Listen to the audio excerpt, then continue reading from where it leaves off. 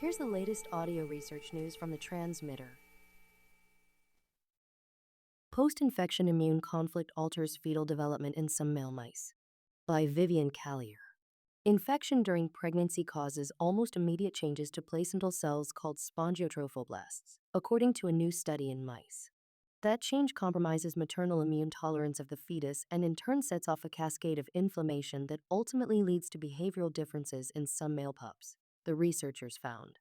The biggest surprise is just how stark the sex difference is, says Eliza Zhang, assistant professor and Howard Hughes Medical Institute Freeman Herbovsky scholar at the University of California, Davis, who was not involved in the study.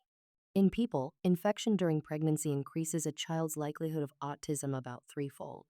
The mechanisms are not completely understood but could involve the immune reaction to the infectious agent. The new findings offer insight into how an immune response to infection affects development almost immediately. There's a constellation of changes that occur at the maternal-fetal interface of male embryos that's missing from females, and that's likely giving rise to developmental deficits that are sex-specific, says study investigator Lucas Cheadle, associate professor at Cold Spring Harbor Laboratory. Cheadle and his colleagues injected pregnant mice with a compound called poly-I-C, which mimics a viral infection and triggers an immune response, on embryonic day 12.5. Some but not all of the male pups, upon reaching adulthood, displayed behaviors associated with autism, such as decreased social preferences, increased repetitive behaviors, and motor deficits. The female pups did not display these behaviors. Administering poly-I-C on embryonic day 14.5, when the placental barrier is more mature, did not lead to notable behavioral differences in any pups. That result suggests the placenta could hold clues as to what might be going awry. Usually, people in the field of neurodevelopmental disorders check what happens immediately post-birth. But the new aspect here is to look at what happens in the fetal stage, really during the process of development in utero, says study investigator Irene Sanchez-Martin, a postdoctoral fellow in Cheadle's lab. The team posted the study on bioRxiv earlier this month. Within 24 hours after immune activation, spongiotrophoblasts, which form the barrier between the maternal and fetal parts of the placenta, show a strong upregulation of inflammatory genes in males that go on to exhibit behavioral differences, the researchers found. The findings were really striking, Cheadle says. If there was an immune conflict in the placenta, you might expect it to happen in that barrier. The activation of inflammatory genes suggests that there is a loss of immunosuppression at the maternal-fetal interface, which normally protects the fetus from the maternal immune system, Cheadle says. The mice with behavioral differences had more spongiotrophoblasts, and these cells were not structurally organized in the right way, Cheadle adds.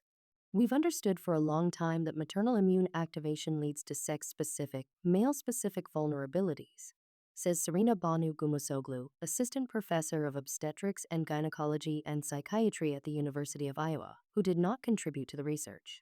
But the mechanistic understanding of how this effect occurs is new, Gumusoglu says. They're really nailing down a very specific structural phenomenon in a specific subset of placental cells, which I think is a level of resolution that's remarkable.